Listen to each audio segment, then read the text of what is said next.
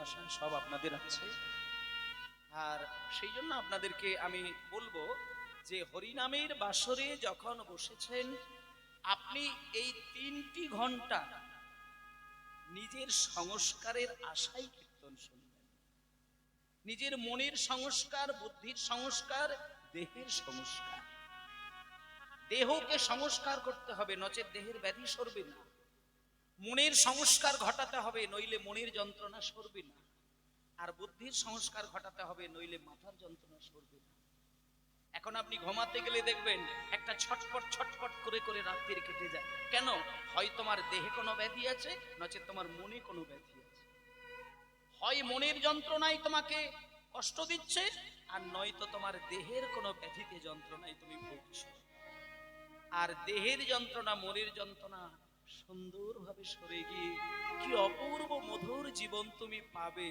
শুধুমাত্র 24টা ঘন্টার মধ্যে একটি বার তোমার এই দেহ মন প্রাণ গোবিন্দের চরণের সঙ্গে স্পর্শ করো। এটাই গৌর হরি বল।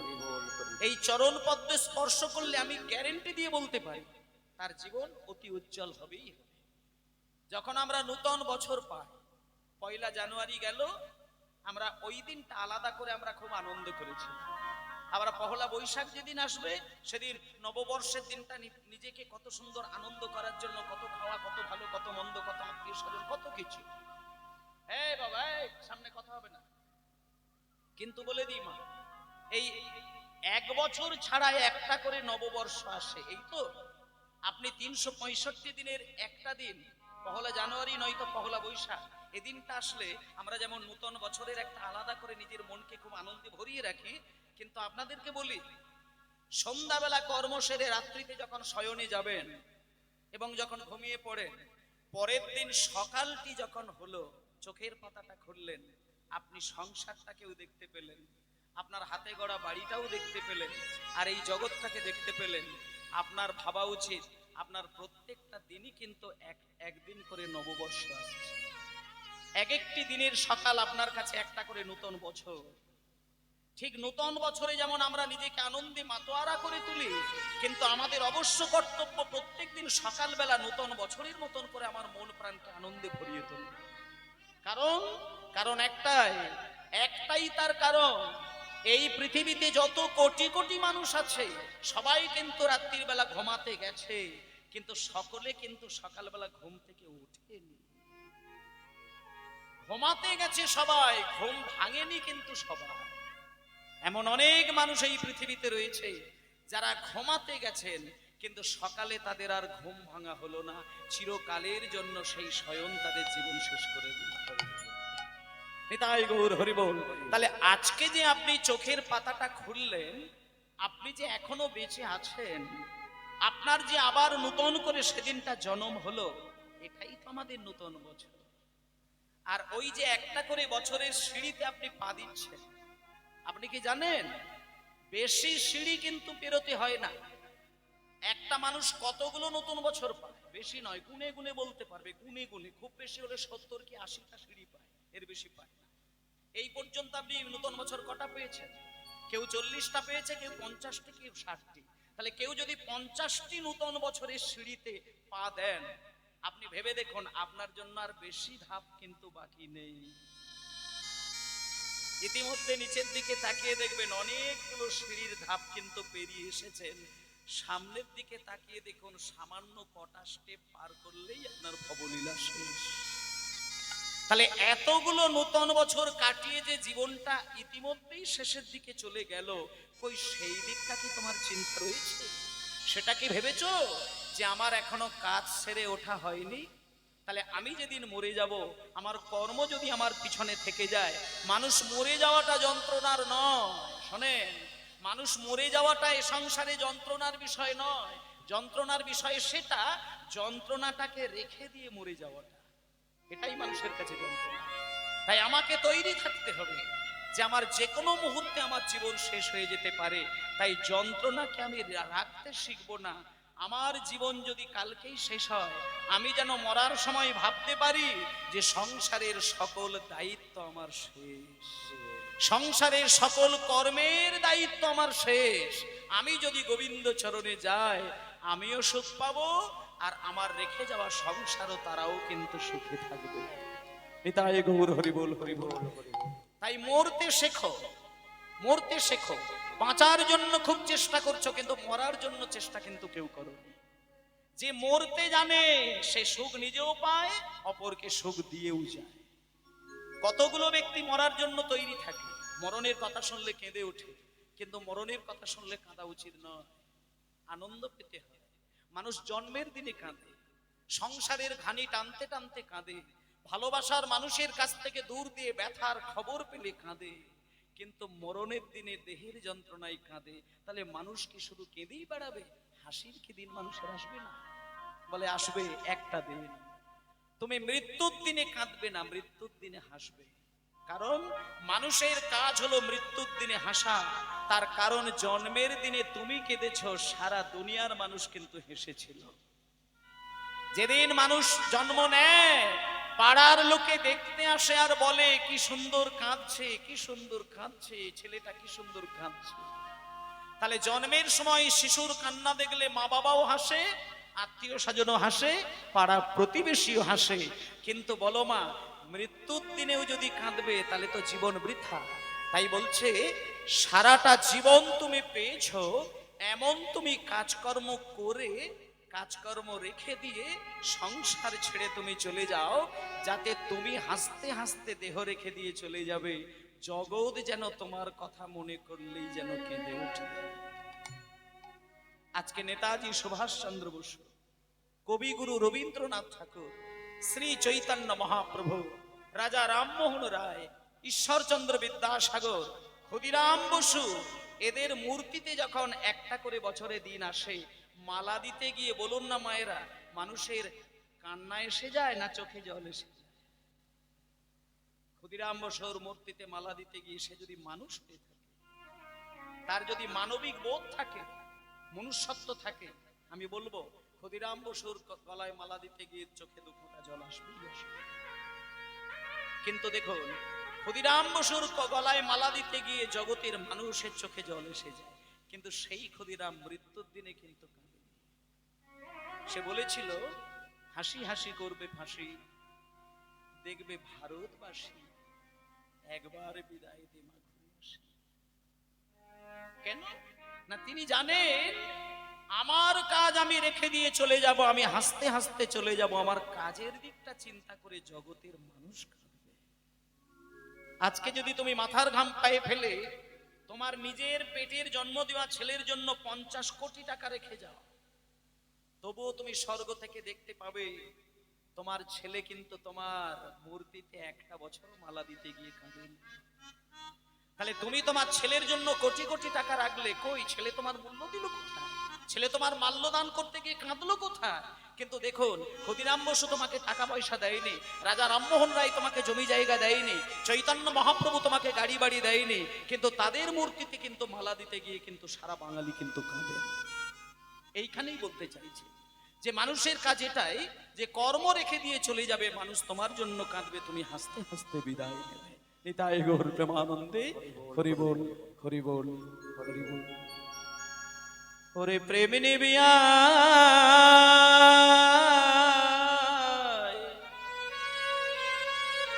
ওরে প্রেম নিবিয়াই বদন ভরে বলে রে হরি নাম।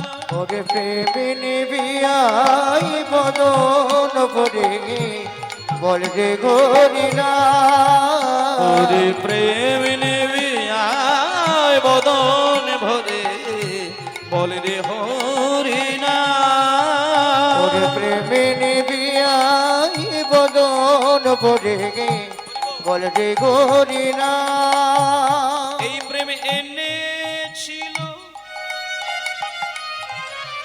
এই প্রেম এনেছিল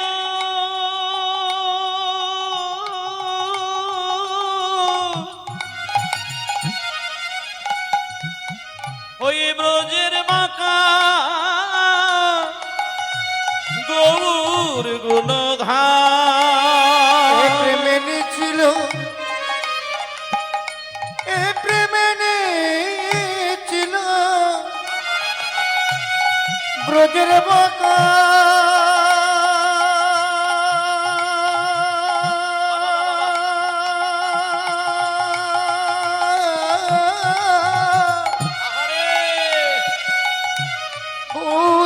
গুণধাম এই প্রেমে এনেছিল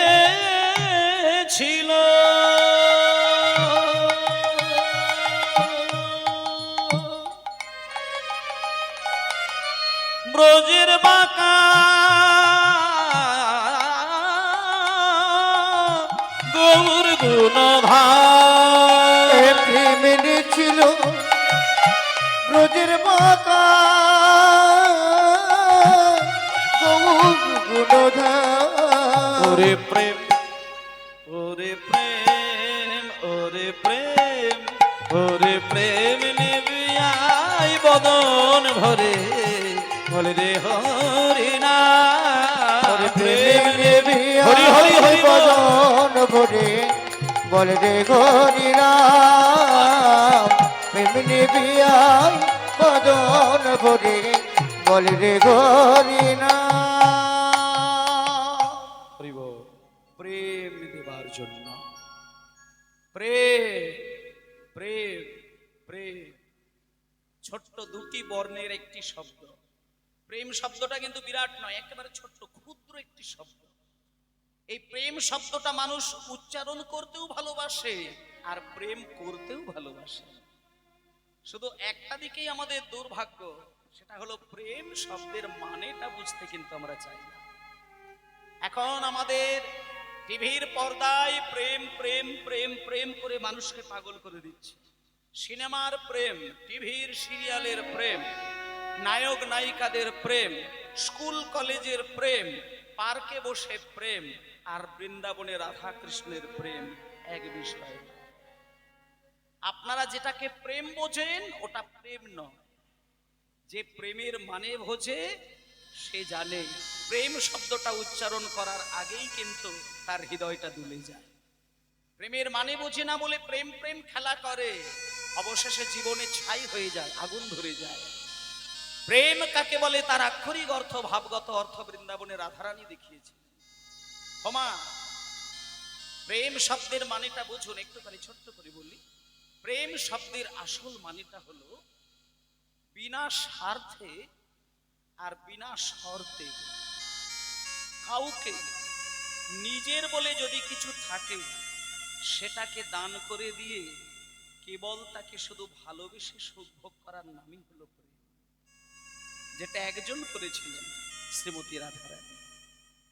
এই যে বিষ্ণুপ্রিয়া দেবী নিমাইকে ভালোবেসেছিলেন, স্বার্থে ভালোবেসেছিলেন। যখন কোনো মা জননী তার গর্ভের ছেলেটাকে গর্ভে ধরে থাকেন, ছেলেটা নারী ছেদন করে যখন ছেলের জন্ম দেয়, 10 মাস 10 দিন গর্ভে ধারণ করে সেই ছেলের জন্ম দিয়ে সেই ছেলেটাকে যখন স্তনদুগ্ধ খাওয়াতে খাওয়াতে মিষ্টি ছোট্ট বদনে যখন চুম্বন দেয়, আদর করে, ভালোবাসা অর্পণ করে, বলুন মায়েরা, এইখানে কি মায়ের কোনো স্বার্থ থাকে ওই সন্তানের? খুব ধ্যান দিয়ে চিন্তা করতে। যখন কোলের বাচ্চাকে বুকে জড়িয়ে ধরে কোনো মা জননী আদর দেখায়, ভালোবাসা দেখায়, এখানে কি মা বাবার কোনো স্বার্থ কাজ করে? করে না।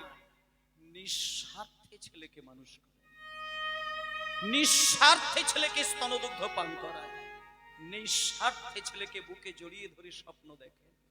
এটাকে বলা হচ্ছে প্রেম। কিন্তু ছেলে যদি মা বাবাকে ভালোবাসে বড় হয়ে, সেইখানে যদি আপনি একটু ঘুরিয়ে ফিরিয়ে খোঁজ নিয়ে দেখেন, দেখবেন কোনো না কোনো স্বার্থ থাকলেও কিন্তু থাকতে পারে। মা বাবা যখন সন্তানকে ভালোবাসেন সেই ভালোবাসায় কোনো স্বার্থ থাকে না। কিন্তু ছেলে মেয়ে যখন ভালোবাসে স্বার্থ থাকলেও থাকতে পারে। তাহলে এক্ষেত্রে একটা বিষয় পরিষ্কার, যে ভালোবাসায় নিজের বলে কিছু চাইতে ইচ্ছে করে না, শুধু ভালোবাসার জন্যই তাকে কাছে টেনে নেব, ভালোবাসার জন্যই তার নামটা আমি হৃদয়ে জড়িয়ে রাখবো, ভালোবাসার জন্যই তাকে ভালোবাসবো, এটাকে বলা হচ্ছে প্রেম। তাই মাগো, আজকে এই নিঃস্বার্থে ভালোবাসার মানুষ সমাজে থাকতে পারে যদি মাত্র চৈতন্যের কৃপা লাভ করে। আপনারা তো বিভিন্ন দেব দেবতার পুজো করেন, শিব ঠাকুরের পুজো করেন, কালী ঠাকুরের পুজো করেন, মা দুর্গার চরণে অঞ্জলি দেন, কিন্তু চৈতন্যের চরণে অঞ্জলি দিতে গিয়ে কফোঁটা জল আপনার বুক ভেসেছে? কফোঁটা? কবিন্দু জলে আপনার বদন ভেসেছে, বক্ষ ভেসেছে?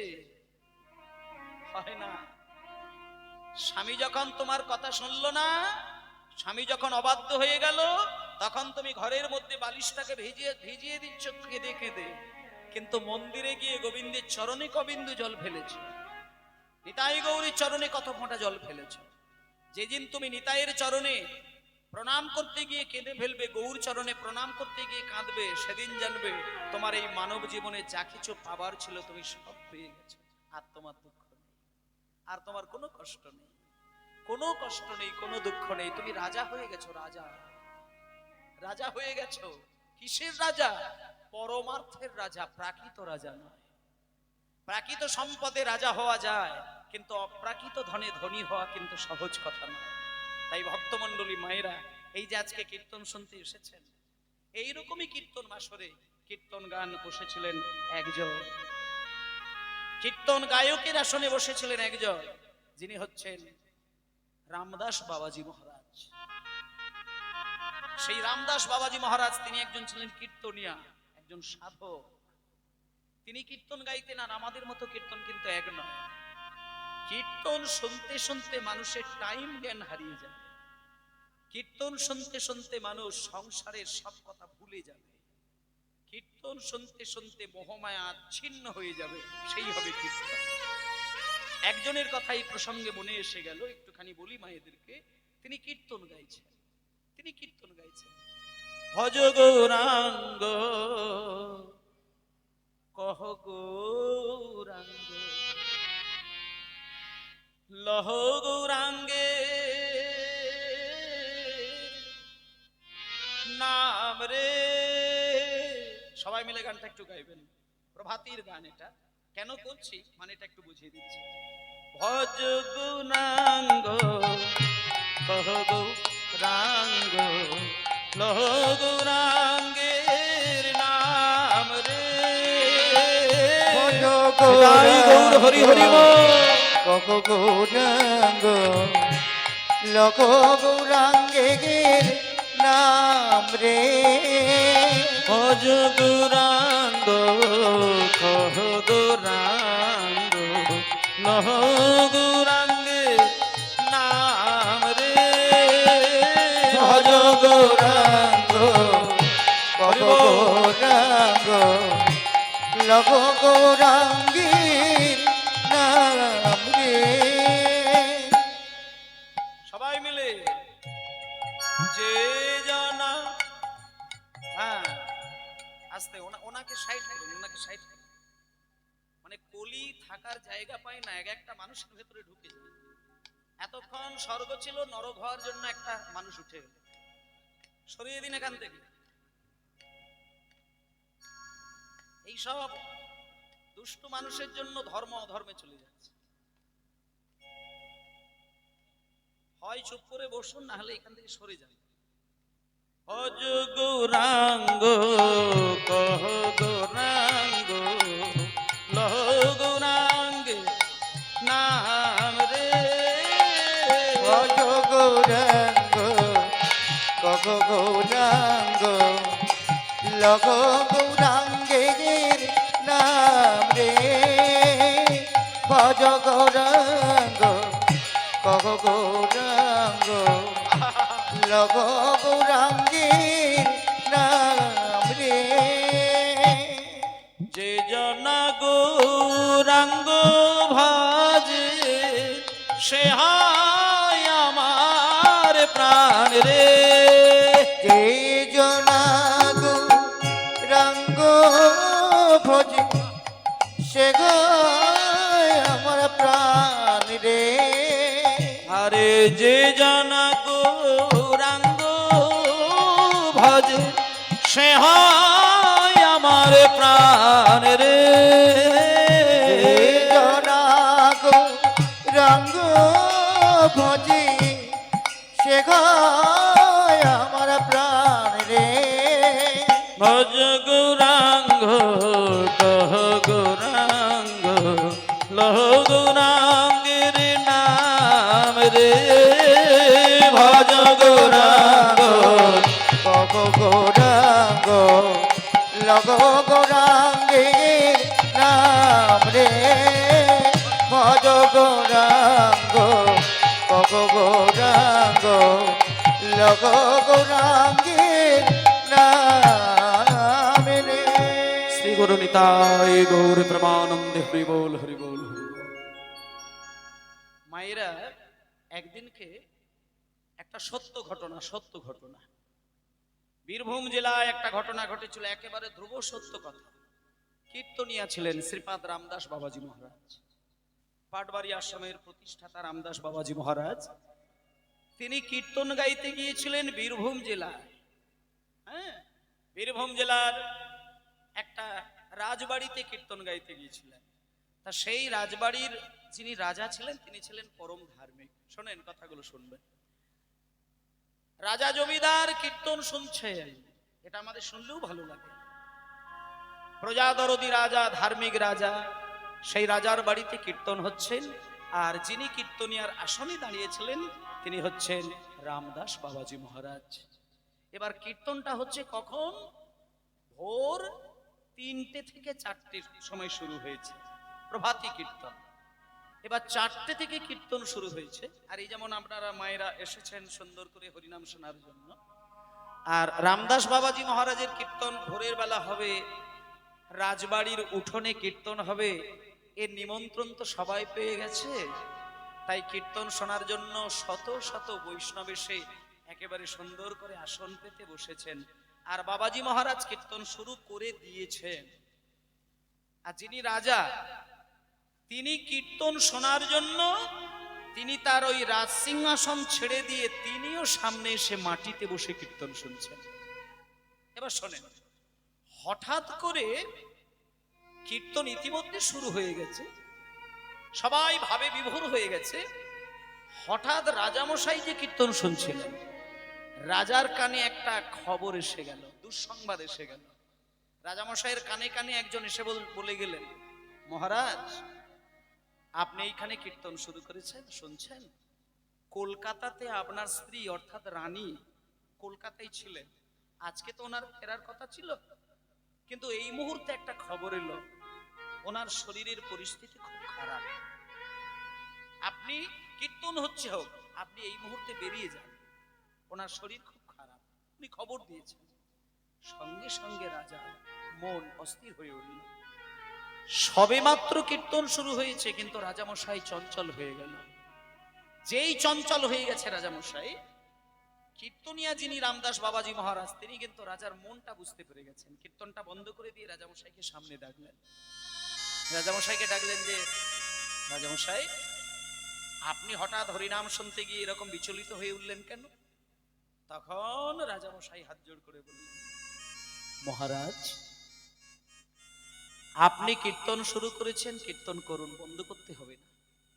আমার এই রাজবাড়ির উঠোনে তো শত শত ভক্ত এসেছেন, আপনি ওনাদেরকে কীর্তন শোনান, আমাকে এই মুহূর্তে একটুখানি অনুমতি দিন, বিদায় নিন, আমি একটু কলকাতায় যাব।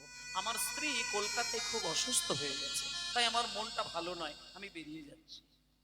তখন রামদাস বাবাজি মহারাজ একটুখানি চিন্তা করলেন। তিনি দেখলেন রাজামশাইয়ের ডাকে রাজার বাড়িতে কীর্তন গাইব, আর রাজা স্বয়ং তিনি থাকবেন না, এ তো হতে পারে না। তখন ওই রামদাস বাবাজি মহারাজ বললেন, রাজামশাই শোনেন, এই যে কীর্তন গানটা আজকে আপনার বাড়িতে হচ্ছে, এটা আমারও কীর্তন নয়, আর এটা আপনারও কীর্তন নয়, এটা হচ্ছে স্বয়ং নিতাই চাঁদের কীর্তন গান, এটা হচ্ছে সাক্ষাৎ আমার গৌরহরির কীর্তন গান। তাই নিত্যানন্দের কীর্তন আর গৌরের কীর্তন তো, তাই আপনি বরং একটা কাজ করুন, হরিনামের অমৃতে যখন আপনার মনটা একবার মিশিয়ে দিয়েছেন, তাই আপনি সকল বিপদের বোঝাটা নিতাই চাঁদের চরণে ছেড়ে দিন। নিতাই গৌর প্রেমানন্দে আপনি নিতাইয়ের চরণে ছেড়ে দিন তো দেখি, একবার দেখি নিতাই চাঁদ আপনার জন্য কি করে। একমাত্র নিতাই চাঁদ যিনি জগতের সকল মানুষের সকল দুঃখকে, নিতাই নিজে বলেছে, আমি মানুষের যত দুঃখ জ্বালা যন্ত্রণা আমি হাত বাড়িয়ে নিয়ে নিই, আমি হাত বাড়িয়ে সকল দুঃখ নিই, তাই আমার নাম নিতাই। আমি মানুষের দুঃখ হাত বাড়িয়ে নিই, তাই আমার নাম হলো নিতাই। তাই জন্য আপনি নিতাই চাঁদের উপরে ছেড়ে দিন। এই বলে মায়েরা হয়েছে কি জানেন, রাজামশাই কিন্তু ওই রামদাস বাবাজি মহারাজের কথাটি আর ফেলতে পারলেন না, মাথা নিচু করে বসে গেলেন। আর স্ত্রীর কথাটাও মাথা থেকে ছেড়ে দিলেন। কীর্তন শুনতে শুনতে ওই যে রাজা, সেই রাজার চোখ থেকে সাগরের মতো শুধু জল গড়িয়ে যাচ্ছে। আর যারা কীর্তন শুনছেন তাদের তো জ্ঞানই নেই, আর তাদের তো আর সময় জ্ঞান নেই, আর মায়ার জ্ঞান নেই। তারা রামদাস বাবাজি মহারাজের কীর্তন শুনতে শুনতে সবাই বিভোর, পাগল। কীর্তন শুরু হলো ভোর 4টে থেকে। এবার রামদাস বাবাজি মহারাজ যখন চোখ বন্ধ করে কীর্তন গায়, বাবাজি মহারাজের কিন্তু আর জ্ঞান থাকে না, কিচ্ছু জ্ঞান থাকে না, তিনি পাগল হয়ে যান। আর যারা শুনতে বসেছেন তারাও পাগল হয়ে গেছেন। যখন কীর্তনটা শেষ হলো তখন সবার চেতন আসলো, তখন দেখলো তখন বিকেল 4টে বাজে। তাহলে চিন্তা করুন মায়েরা, ভোর 4টের সময় হরিনাম শুনতে বসেছে, নামে ডুব দিয়ে দিয়েছেন, জাগতিক জ্ঞান নেই। যখন নাম শেষ হলো তখন সবাই উঠে দাঁড়ালো, দেখলো বিকেল 4টে বাজে। এই হলো নামের অমৃত। নাম অমৃতে যদি মন কেউ ডোবানোর চেষ্টা করেন তাহলে তার বাহ্যিক জ্ঞান কিন্তু তাকে কোনোদিন বিরক্ত করবে না। তাই কীর্তন যদি শুনতে শুনতে মানুষ মায়ার কথা ভুলতে পারে, তাহলে মায়ার দায়ী দায়িত্ব নিতাই চাঁদ নেবে, গৌর হরি নেবে, আপনাকে চিন্তা করতে হয় না। শ্রী গুরু নিতাই গৌর প্রেমানন্দে হরি বল। এসেছে ব্রজের বাঁকা কালো সখা, দেখবে তোদের সোনার নদিয়া। এসেছে ব্রজের বাঁকা কালো সখা, দেখবে তোদের সোনার নদিয়া। হরি হরি হরি বল। এসেছে ব্রজের বাঁকা কালো সখা, দেখবি তোদের সোনার নদিয়া। এসেছে ব্রজের বাঁকা কালো সখা, দেখবি তোদের সোনার নদিয়া। এসেছে ব্রজের বাঁকা কালো সখা, দেখবি তোদের সোনার নদিয়া। রং ফিরেছে ঢং ফিরেছে, ও তার রং ফিরেছে, রং ফিরেছে, ও মায়েরা রং ফিরেছে ঢং ও ফিরেছে, তার রং ফিরেছে, রং ফিরেছে। তার কালো এখন চেনা দায়। রং ফিরেছে, রং ফিরেছে, বাবা বাবা, রং ফিরেছে, রং ফিরেছে, কালো এখন চেনা দায়। এসেছে ব্রজের বাঁকা কালো সখা, দেখবে তোদের সোনার নদিয়া। এসেছে ব্রজের বাঁকা কালো সখা, দেখবি তোদের সোনার নদিয়া। না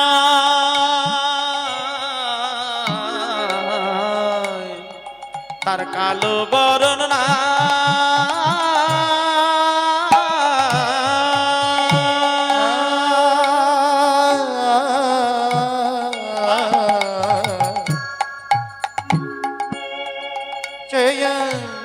কালো বরণ নাই, কালো বরণ নাই। এবার রায় অঙ্গে সঙ্গ দিয়ে গৌর হলো তার। রাই অঙ্গি এবং রাই অঙ্গি সঙ্গ দিয়ে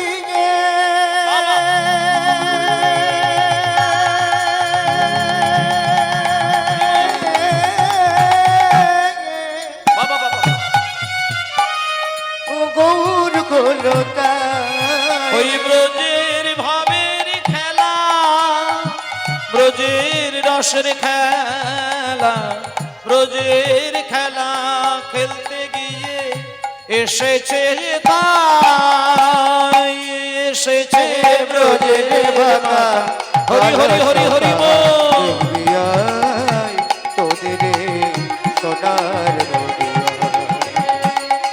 এসেছে ব্রজের বাঁকা কালো সখা দেখবি আয় তোদের সোনার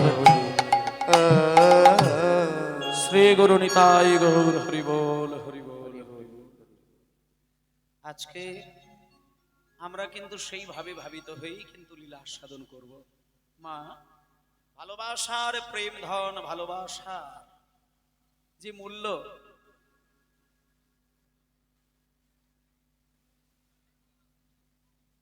এই বাবা এইভাবে কীর্তন হয় কি করে? একটু সরাও না, দড়ি দিয়ে বেঁধে রাখো না পায়ে।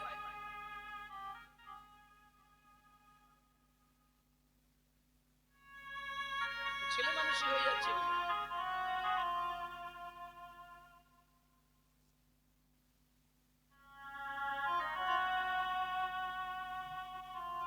এরা ঢুকছে কি করে হরিবাসরে, কি অধিকারে আমি বুঝতে পারছি না। নিতাই গৌর হরি বল গৌর হরি বল হরি বল।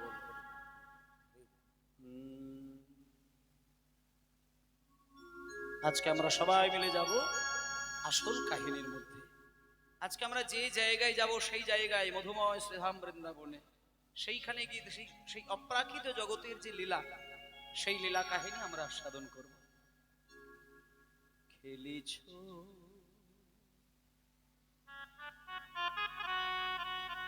খেলিছ এ বিশলয়ে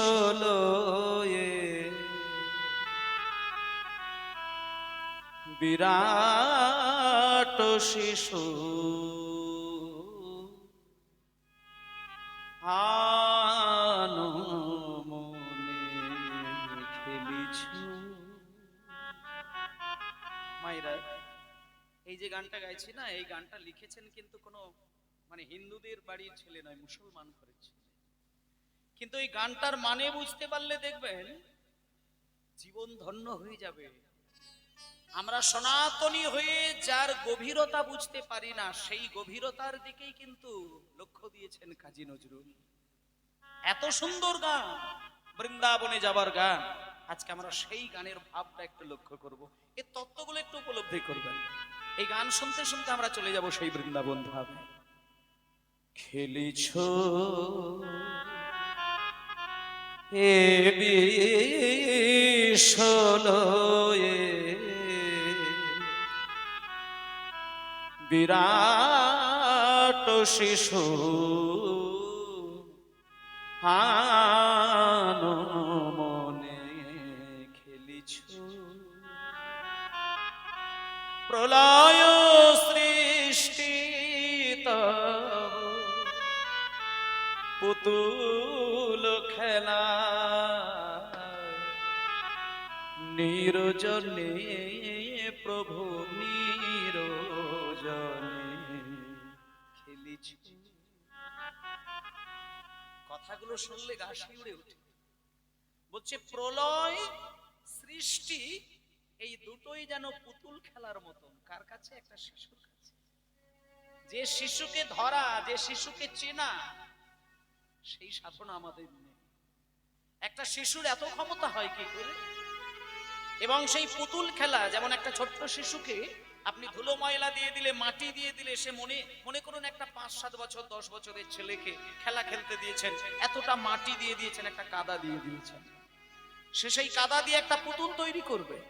সেই পুতুল তৈরি করে নিজেকে কি আনন্দ বোধ করবেন, আবার পরক্ষণে দেখবেন সেই পুতুলটাকে দম করে ভেঙে দিয়ে তাতেও সে আনন্দ বোধ করছে। তাহলে শিশু যেমন পুতুল খেলা খেলতে গেলে কখনো পুতুল গড়ে আনন্দ পায়, আবার কখনো পুতুল ভেঙে দিয়ে আনন্দ পায়, তেমন বিশ্ব ব্রহ্মাণ্ডের শিশু হচ্ছেন একজন, তিনি হচ্ছেন আমার প্রাণ কৃষ্ণ, যিনি খেলা খেলেন এই বিশ্ব ব্রহ্মাণ্ডকে নিয়ে। এই পৃথিবীটাকে তিনি খেলার খেলনার মতন খেলেন, আর আমরা তার কাছে তো পুতুল খেলার মতন। কখনো কখনো আমাদেরকে নিয়ে তিনি প্রলয় ঘটায়, আবার কখনো কখনো যত্ন করে তিনি সৃষ্টি করেন। তাই জন্য তার গানের মধ্যে কাজী নজরুল বলছেন, প্রলয় সৃষ্টি তব পুতুল খেলা, নিরজনে প্রভু নিরজনে খেলিছ। এ বিশ্বলয়ে নিতাই গৌর হরি হরি বল। বিরাট শিশু আনমনে খেলেছ।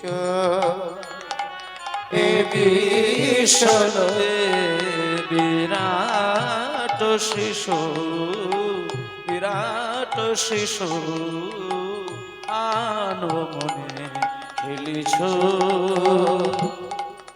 এ বিশ্বলয়ে বিরাট শিশু আনমনে খেলেছ। বাহ! শূন্যে মহাকাশে মগ্ন লীলা বিলাসে, শূন্যে আকাশে তুমি মগ্ন নীলা বিলাসে। শূন্যে মহাকাশে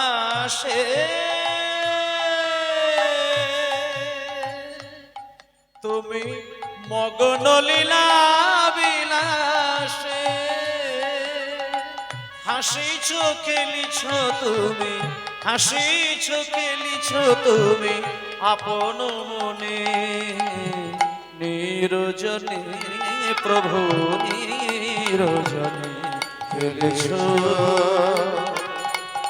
এ বিশ্বলয়ে বিরাট শিশু আনমনে খেলেছ।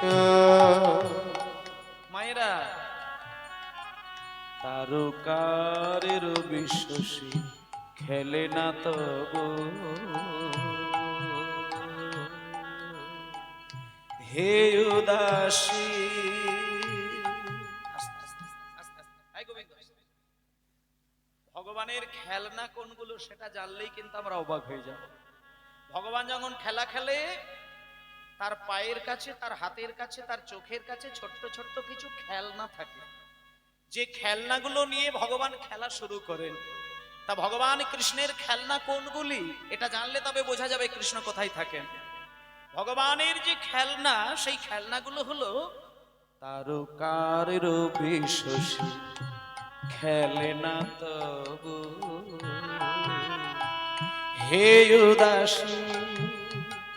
পড়িয়াছে রাঙা পায়ের কাছে রাশি রাশি, তারকারের বিশ্বসী খেলে না তব, হে উদাসী। দাঁড়াও দাঁড়াও, তারকা রবি শশী খেলনা তব। তারকা মানে হচ্ছে কি তারা। আকাশে যে তারা দেখা যায় না, কটা তারা থাকে আকাশে? কটি তারা দেখা যায়? গুনে পারা যায়? এই আকাশের যত তারা নক্ষত্র রয়েছে, ওগুলো আমার ছোট্ট কৃষ্ণের খেলনা। এটা তারকার কথা বলল। তারপরে বলছে তারকা রবি শশী। রবি মানে সূর্য, শশী মানে, বলুন আস্তে, শশী মানে চাঁদ। তাহলে একটু চিন্তা করে দেখেছেন? শুধু গান শুনলে হবে না, আকাশের যে তারা সেগুলো হলো কৃষ্ণের খেলনা। আকাশের মধ্যে যে সূর্য সেটা কৃষ্ণের খেলনা, আকাশের যে চাঁদ সেটা কৃষ্ণের খেলনা। আর আমরা দুপুরবেলা সূর্যের দিকে তাকাতেই পারি না। দুপুরে যদি বলা হয় সূর্যের দিকে একটু তাকাও, সেই ক্ষমতাই আমাদের নেই। তাহলে আমরা মানুষ হয়ে সূর্যের দিকে তাকাতেই পারি না, আর সেই সূর্য যার পায়ের কাছে গড়াগড়ি দিচ্ছে সেই কৃষ্ণকে আমরা দেখবো কোন চোখে? দেখার সাহস হয় কি করে? বলছে শোনো, যে কৃষ্ণকে দেখার জন্য যুক্তি তৈরি করেছো, সেই কৃষ্ণের পায়ের কাছে সূর্য খেলা খেলছে। তাই বলল তারকারের বিশ্বসী খেলে না তবু হে উদাসী পড়িয়াছে রাঙা পায়ের কাছে রাশি রাশি নিত্য তুমি হে উদার সুখে দুঃখে অবিকার নিত্য তুমি হরি হরি বল। সুখে দুঃখে অবিকার বাবা বাবা বাবা বাবা নিত্য তুমি হে উদার সুখে দুঃখে অবিকার ভাঙিছ গড়ি ছনিতে ভাঙিছ গড়ি ছনিতে ক্ষণে ক্ষণে নিরজনে প্রভু নিরজনে খেলেছ বাবা এ বিশ্বলয়ে বিরাট শিশু আরবনে ফিরেছ এ বিশ্বলয়ে বিরাট শিশুর আরবনে ফিরেছ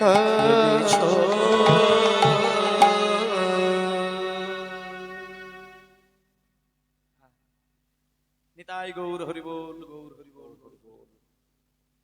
ও মায়েরা, এত সুন্দর গান আর রচনা হচ্ছেন একজন মুসলমান যার নাম হলো কাজী নজরুল ইসলাম। মুসলমান হয়ে এই কঠিন কঠিন কথাগুলো চিন্তা করেছেন, তার মানে কি আপনি এটুকু বোঝা যাচ্ছে না যিনি এই গান লিখতে পারেন তিনি কৃষ্ণ ভক্ত ছাড়া আর কিছুই না। কাজী নজরুল এত গভীরের চিন্তা করেছেন আমাদের প্রাণ গোবিন্দকে নিয়ে। আজকে সেই কাজী নজরুল ইসলামের গান শুনতে শুনতে আমরা একটুখানি চলে আসলাম মধুময় শ্রীধাম বৃন্দাবনে। সবাই বলুন মধুময় শ্রীধাম বৃন্দাবন ধাম কি, মধুময় শ্রীধাম বৃন্দাবন ধাম কি, মধুময় শ্রীধাম বৃন্দাবন ধাম কি। আজকে বৃন্দাবনের মাটি খেলা খেলতে এসেছেন ভগবান শ্রীকৃষ্ণ। ভগবান খেলা খেলছে, সে তো ছোট্ট বালক, 5 বছর বয়স। আর 5 বছর বয়সী কৃষ্ণের সঙ্গে ওই সমবয়সী বন্ধু বান্ধবরাও খেলা খেলছেন। বন্ধু বান্ধব তাদের মধ্যে শ্রীদাম, সুদাম, দাম, বসুদাম, সুবল, মহাবল, সুবাহু, মহাবাহু, স্তক কৃষ্ণ, অর্জুন, লবঙ্গ, মধুমঙ্গল, হলায়থ, বরুথপ, গন্ধর্ম, কিঙ্কিনি, অনেক বন্ধু মিলে আজকে খেলা খেলছেন। ওমা, ব্রজের মাঠে খেলা খেলছেন 5 বছরের ছোট্ট বালক, যিনি হচ্ছেন আমার ভগবান কৃষ্ণ। আর তার সঙ্গে ছোট্ট ছোট্ট সঙ্গী খেলোয়াড় যারা রয়েছেন তারা হলো সখা শ্রীদাম, সুদাম। আজকে খেলা খেলার জন্য এসেছেন ব্রজের মাঠে একজন খুব প্রিয় সখা, আস্তে মা, যার নাম হলো সুদামা। এই সুদামা হচ্ছে কৃষ্ণের একেবারে প্রাণের বন্ধু।